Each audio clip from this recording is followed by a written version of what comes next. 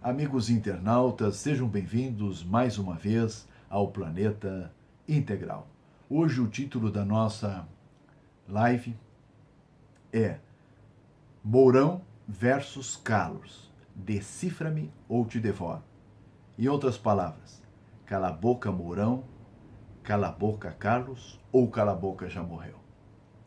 Antes de mais nada, amigo do canal, se você gostar do vídeo, inscreva-se no canal e curta a live. Vamos começar com a entrevista publicada pelo jornal Correio do Povo com o deputado Eduardo Bolsonaro. Foi perguntado a ele: como o senhor avalia a nova polêmica sobre postagens de Olavo de Carvalho? Eduardo respondeu: na verdade, ele é uma grande referência. E o que tem causado bastante ruído são as sucessivas declarações do vice-presidente Mourão de maneira contrária ao presidente da República. O que parece é que, se o general conseguir cumprir a missão dele, que é substituir o presidente no caso da ausência, tudo bem. Ou as missões que o presidente der a ele. Se ele for um soldado do presidente, tudo se encaixa. Nova pergunta. O senhor acha saudável ficar alimentando a discussão nas redes sociais no momento em que o governo tenta aprovar a reforma da Previdência?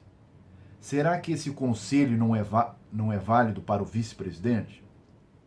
Eduardo responde: que todo mundo faça a sua autorreflexão.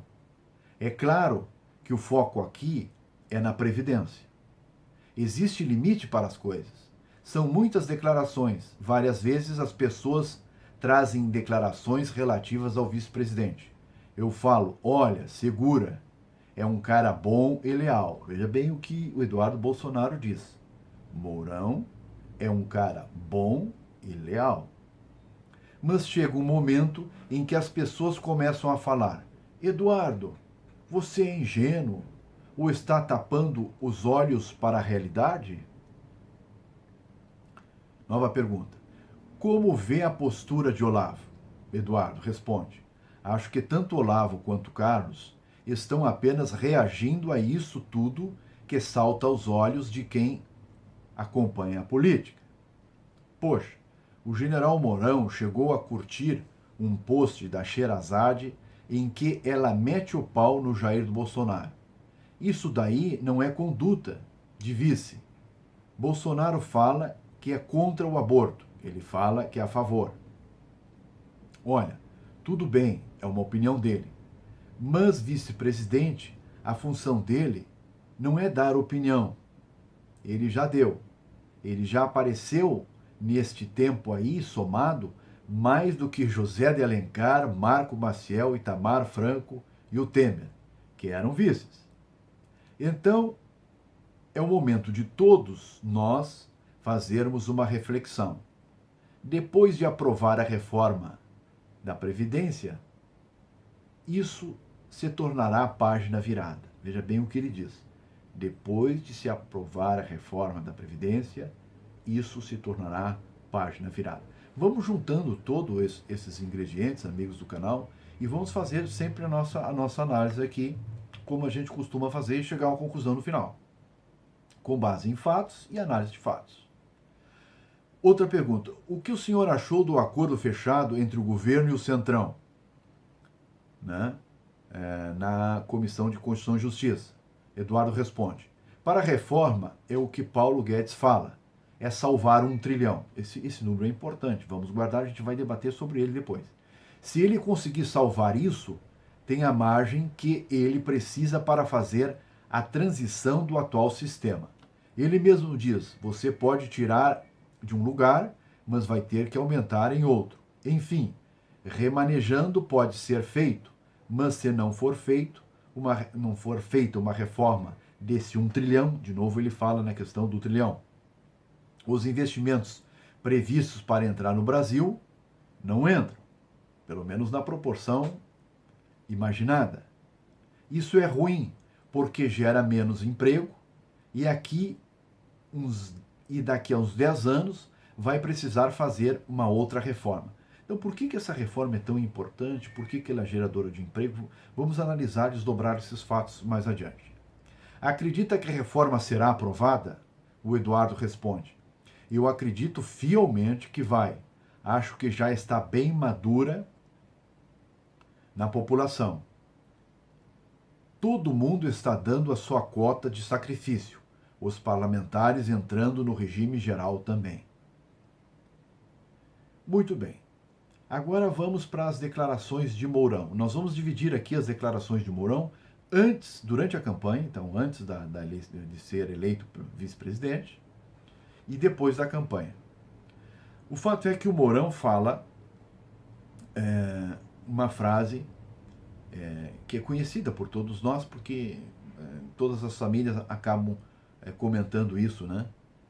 Que diz: quando um não quer, dois não brigam, disse o Mourão.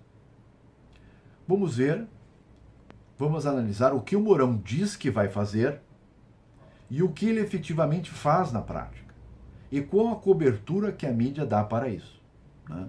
Sempre tendo em mente essa frase dele: quando um não quer, dois não brigam. É uma frase de bom senso. Durante a campanha presidencial, quando convinha aos interesses eleitorais da mídia tradicional, pois os seus candidatos eram quem? O Alckmin e o Haddad. Ela deu grande cobertura negativa para várias declarações do Mourão, que não tinham nada demais. Vamos relembrar essas declarações e a cobertura que a mídia dava para essas declarações. E era uma cobertura negativa porque a mídia queria desconstruir a candidatura do Bolsonaro e do Mourão. Ponto 1. A questão da desestruturação de lares em que os homens não assumem qualquer responsabilidade e os abandonam e as crianças ficam sob toda a responsabilidade da mãe e da avó. Nossa, quando o Mourão falou algo nesse sentido, tal declaração foi considerada pela mídia como misógina, né? Como se ele estivesse fazendo uma crítica aos lares em que crianças são educadas e criadas e sustentadas só pela mãe e pela avó. Quando Drauzio Varela já tinha dito o mesmo sem tal repercussão. Por que isso? Eles pensavam uma declaração que não tinha nada de negativa, transformavam ela em negativa porque tinham um interesse eleitoral. Ponto 2. A questão do 13º salário como mais um encargo social, quando deveria, segundo Mourão, ser incorporado ao salário como um componente da relação custo-benefício. Nossa, caíram de pau em cima dizendo que Mourão queria terminar com o 13º salário. Essa declaração foi antes do segundo turno. Então isso causou um grande estrago e o Bolsonaro acabou fazendo de tudo uma limonada, pois criou o 13º para o programa do Bolsa Família. Muito bem, passou. E tem uma terceira declaração, e essa é uma declaração inteligente do Mourão, que na verdade foi uma declaração colocada como negativa pela mídia, porque o Eduardo Bolsonaro, há muito tempo atrás, em sala de aula, havia feito um comentário a respeito do STF, né? Do autoritarismo do STF, que para fechar o STF bastava um jipe, um cabo e um soldado. Aquela velha história. Só que o deputado Vadir Damus também tinha falado em fechar o STF e não houve nenhuma exploração midiática por parte disso, deputado do PT. Né? Então o Mourão comentou com a mídia, que foi uma declaração inteligente, um ponto a favor, de que só porque é o Vadir Damus do PT pode falar e ninguém reclama, ninguém se espanta, né? Ou seja, o tratamento dado para a declaração antiga lá, né, dentro de sala de aula, do Eduardo Bolsonaro foi uma, e a do Vadir Damus, cujo candidato era o Haddad, foi outra. Bom, muito bem. Eleito Bolsonaro, Agora, então, a posição da mídia é outra, né? Mas agora, então, digo eu, depois da eleição, a mídia tradicional não critica mais Mourão, embora o seu interesse continua sendo o mesmo, ou seja, enfraquecer Bolsonaro, abrindo um racha no governo e com isso conquistar maior espaço de poder, que irá significar mais verbas públicas para a mídia. E no fundo é isso.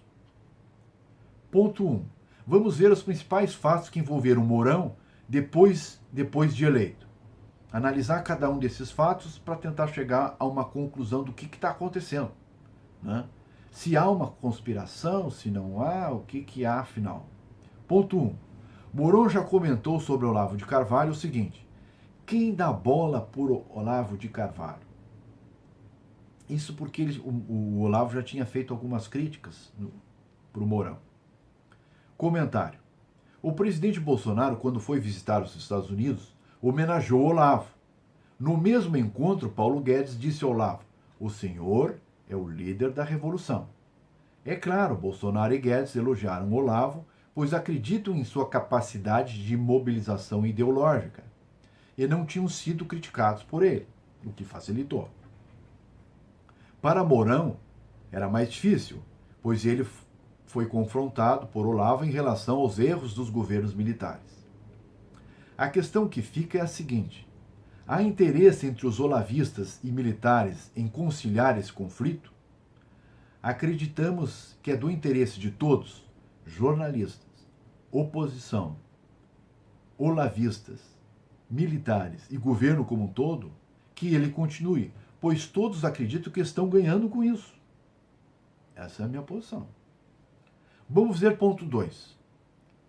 O ministro Ricardo Salles criticou Chico Mendes, pois todos nós sabemos que muitas das questões ambientais são puramente ideológicas e do interesse financeiro de ONGs e governos centrais. Mourão contrapôs dizendo que Chico Mendes faz parte da história do Brasil. Ora, os problemas, por exemplo, das demarcações de imensos territórios indígenas é grave.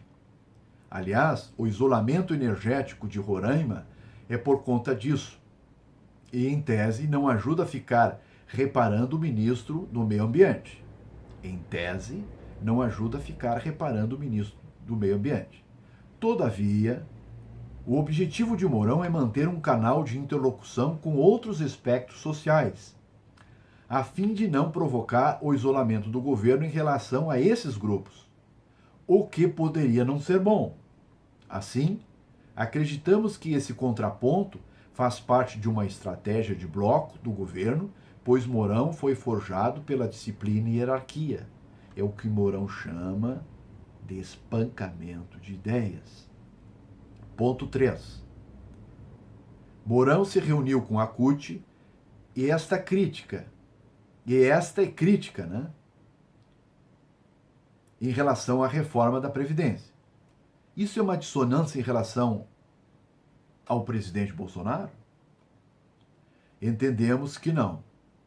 Quem já trabalhou em uma empresa pública ou privada sabe da importância de se conversar com os apoiadores e os adversários.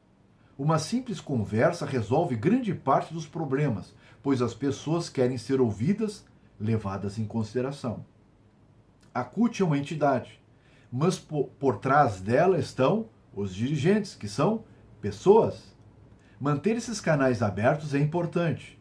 Muito pior é fechar todos os canais de interlocução, pois nesse caso eles vão procurar outros caminhos, inclusive os de ações violentas, greves e paralisações. Ponto 4. O vice-presidente Hamilton Mourão criticou nesta quarta-feira, 9 de janeiro, era uma quarta-feira lá em janeiro, a decisão do ministro da Casa Civil, Onyx Lorenzoni, que afastou 320 funcionários sobre o argumento de que iria despetizar a máquina pública. Disse o Mourão o seguinte: eu vou dizer que talvez pudesse ter sido feito com mais carinho. Mourão, carinhoso. Quando você tem 300 pessoas trabalhando num lugar e fala, atenção, todo mundo para fora, vai ter um problema, né? a não ser que eu venha com outras 300 pessoas, disse Mourão. O cara pode ser ideológico e não me sabotar, pode não gostar do que eu penso e trabalhar.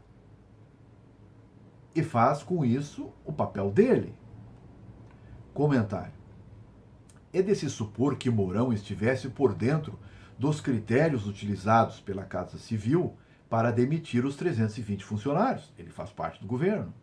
Pois, caso contrário, seu comentário seria leviano. E Mourão não é despreparado nem leviano.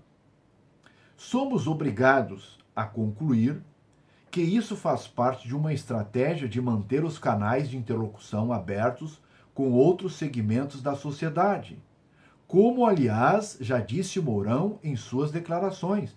Numa entrevista à revista Isto É, ele explica muito bem isso. Ponto 5. O fato 5, né?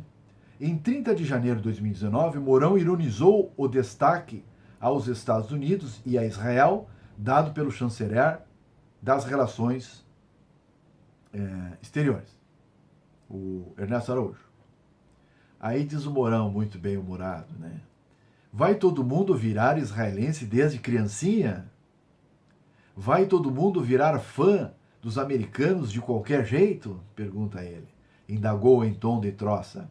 A diplomacia são métodos e objetivos, não um fim. É preciso inserir conceitos claros, não interferir em assuntos de outros países e ainda não está claro. O vice-presidente tem se reunido com embaixadores de diversos países, dizia a notícia ainda, né? Como Argentina, Rússia, Ucrânia, Holanda e França, sem a presença do ministro das Relações Exteriores, como é de praxe. Então a mídia sempre botando a pimentinha ali. Comentário a respeito disso.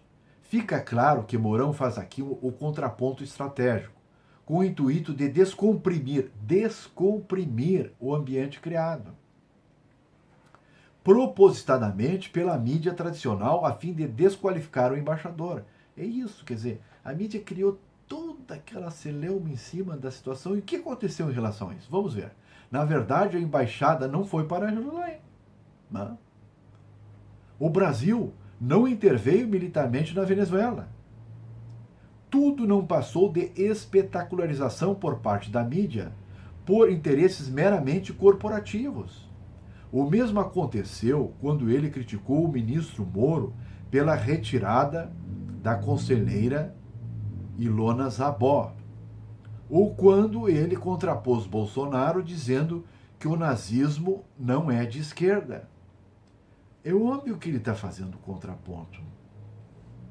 Bolsonaro foi eleito com uma agenda contra o aborto, ponto 6, fato 6, que foi a posição da sua campanha política. Disse Mourão em 1º de fevereiro de 2019, já eleito, portanto. Minha opinião, como cidadão, não como membro do governo, é de que se trata de uma decisão da pessoa. Pessoa quem? Da mulher. Então aqui ele está abrindo uma interlocução com milhões de mulheres que têm opinião diferente a respeito do aborto. Disse ao afirmar que poderiam ser ampliadas as possibilidades de aborto previstas na legislação brasileira. Hoje só é permitido em casos de estupro e fetos anencéfalos ou para salvar a vida da gestante. Comentário. Acreditamos que Mourão se coloca na posição de mediador dentro do governo. Aliás, veja bem, ele mesmo que diz. Dentro do governo, ele afirmou que, pela minha vivência, eu posso cooperar com o presidente para baixar as tensões. Ora, se o Mourão está querendo baixar as tensões, por que ele faz todos esses contrapontos? Que tensões, afinais, ele quer baixar?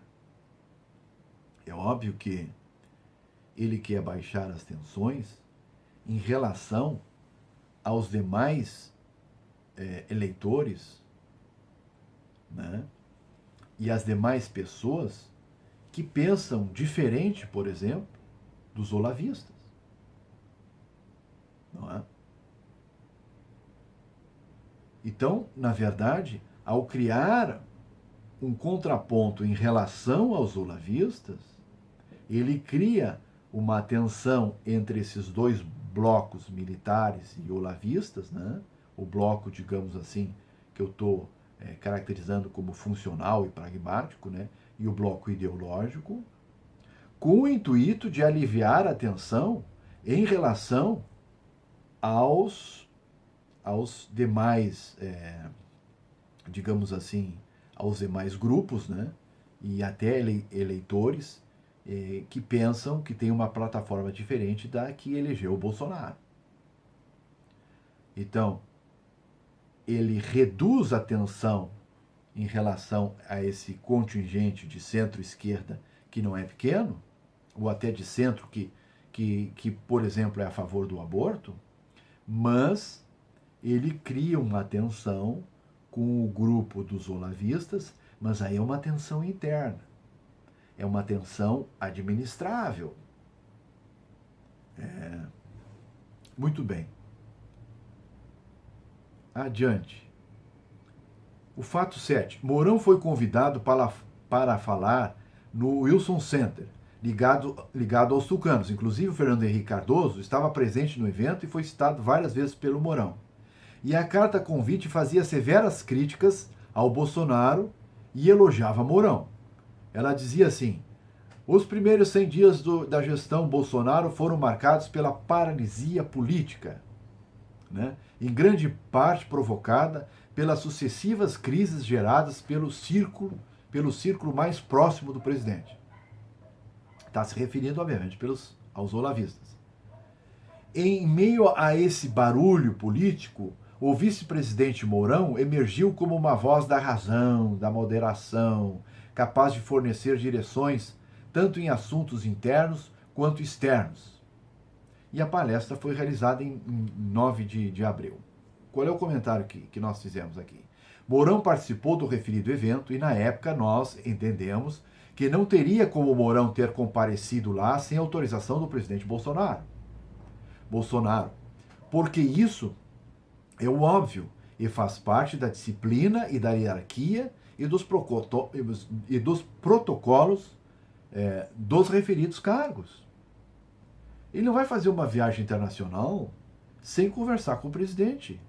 A ida de Mourão atendeu aos interesses de Bolsonaro. Pelo menos foi isso que o Bolsonaro deve ter avaliado no primeiro momento. Fato 8. Em 6 de abril, um evento privado em Boston, nos Estados Unidos, o vice-presidente, general Mourão, afirmou que o presidente Bolsonaro está ciente de que é preciso deixar de lado discursos extremados e polarizados. Veja bem, Bolsonaro, segundo Mourão, está consciente de que ele, Bolsonaro, precisa deixar de lado discursos extremados e polarizados. Comentário. Aqui fica claro que Bolsonaro vai abrir mão do discurso polarizado com a oposição. E isso realmente ocorreu de certa forma. Foi nítido isso. Normalmente essa questão de não polarização só dá certo enquanto o governo não entra em crise, pois aí tudo volta a galope. Isso é um comentário paralelo. Além disso, Mourão não está se referindo, por óbvio, ao conflito interno entre olavistas e militares, pois ele mesmo, Mourão, sem dúvida, alimenta, pois parece ser do interesse de todos, governo, mídia e oposição, embora alguém possa sair mal nesse conflito, nessa história, nesse atrito. Então, uma coisa, digamos, é aquela polarização, né, feita do Bolsonaro, dos olavistas, contra os opositores externos de Bolsonaro, do governo Bolsonaro, a esquerda, a centro-esquerda. E outra coisa é a polarização entre olavistas e interna, olavistas e militaristas, né? A primeira vítima, então essa polarização pode causar vítimas? Pode. A primeira vítima pode ser o próprio Mourão, que tem a possibilidade de se queimar diante de grande parte dos eleitores de Bolsonaro. Mas esse parece ser um preço que ele está disposto a pagar por entender que se trata de uma missão. É claro que também não podemos esquecer que o radicalismo e a polarização existem em grande parte da esquerda, que costuma fazer oposição sistemática, como foi o caso da reprovação da reforma da Previdência na Comissão de Constituição e Justiça. Eles já mostraram a que vieram. Sem olvidar também que Bolsonaro foi esfaqueado por um militante de esquerda. Fato 9. Em relação à Venezuela, Mourão não completou bem o seu pensamento, mas foi mais ou menos o seguinte o que ele disse. Enquanto Maduro tiver o apoio militar, ele se manterá no poder.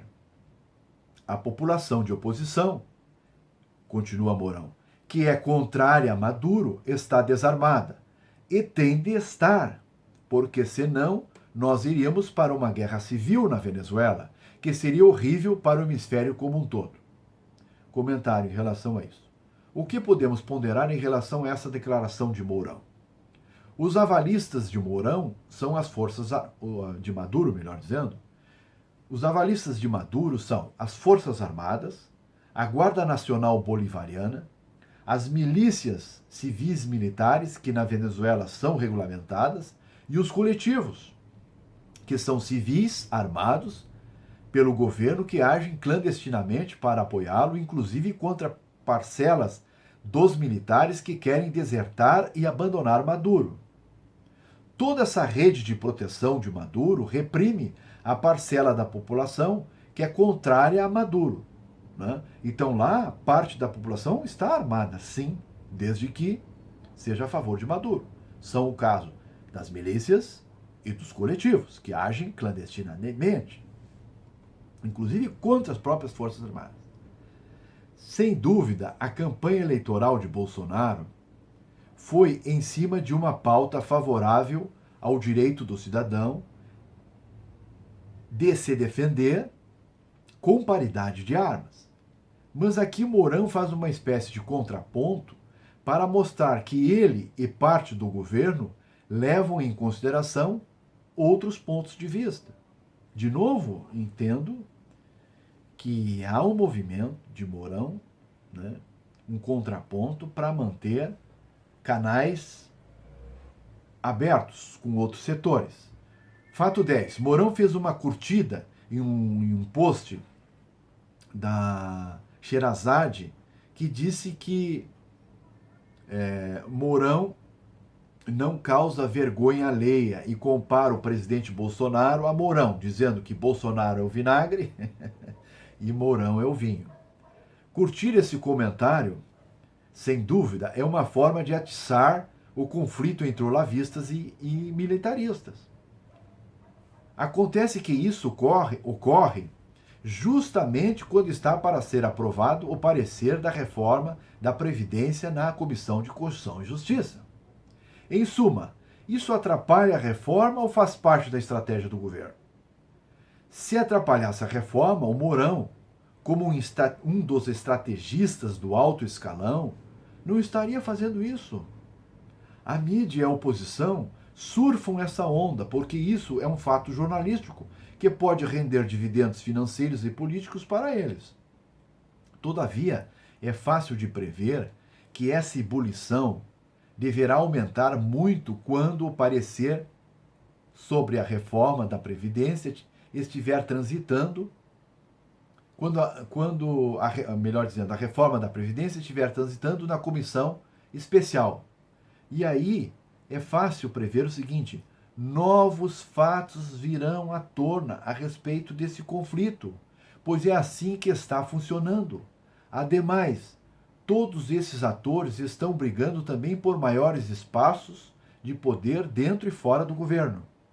É claro que a existência de conspirações em governos de qualquer país pode existir. As pessoas estão sempre ávidas por teorias conspiratórias. As redes sociais se alimentam também com isso. E as mídias tradicionais mantêm a audiência emprenhada, ou melhor dizendo, emprenhando seus eleitores com tais especulações, muitas vezes sem aderência a uma análise ponderada dos fatos. É isso que a gente está tentando fazer. Uma ação real para derrubar Bolsonaro pode acontecer, desde que isso seja do interesse fundamental de todo o establishment. No momento, a reforma da Previdência, que é vital para o sistema e para o Brasil como um todo, está andando. Já foi aprovada na Comissão de Constituição e Justiça. E, obviamente, não há interesse em gerar uma crise efetiva e parar esse projeto vital. Né? O mesmo em relação às questões do pré-sal. Né? Elas estão andando. Por que a reforma, o leilão do pré-sal, né? Por que a reforma é um projeto vital? A reforma é um projeto vital porque a dívida pública representa mais ou menos 75% do PIB e deverá continuar aumentando até 2023. Ou seja, a dívida pública, essa relação é importante, representa hoje quase 75% do PIB. E o déficit primário, que é despesas menos receitas, representa 1,7% do PIB. E os juros, que dá em torno de 110 bilhões. E os juros da dívida representa 6,2% do PIB, que representa mais ou menos 400 bilhões. Ou seja, somando-se o déficit primário, que é de 110 bilhões, 1,7% do PIB, e os juros da dívida, que são 400 bilhões, dá 500 bilhões, 510 bilhões. Isso dá em torno de 8% do PIB, é o nosso déficit nominal, total. Isso é alto. Quer dizer, uma dívida de 75% do PIB e um déficit de 8% do PIB. Ora, se a reforma da Previdência vai economizar 1 trilhão em 10 anos, isso significa que ela vai cobrir cerca de 10 déficits primários. O déficit primário, de 110 bilhões, 1 trilhão cobre mais ou menos 10 déficits primários. É bom zerar por 10 anos esse déficit primário. Mas é mais importante ainda ter um superávit primário, e essa é a expectativa do governo, de ter, a partir de 2023, um superávit primário de 1%, que são 110 bilhões, e a partir de 2027, um superávit primário de 2%, que dá em torno de 220 bilhões. Com a reforma da Previdência também vai haver um crescimento do PIB, em torno de 2% a partir de 2023. Em suma, nós temos uma dívida que representa 75% do PIB e um déficit total que representa 8% do PIB. Muito bem. Como a inflação, os títulos pré-fixados e uma inflação de 4% ao ano, significa que esses 8% se transformem em efetivo 4% ao ano. Um déficit de 4% ao ano. Se nós tivermos um superávit primário de 2%,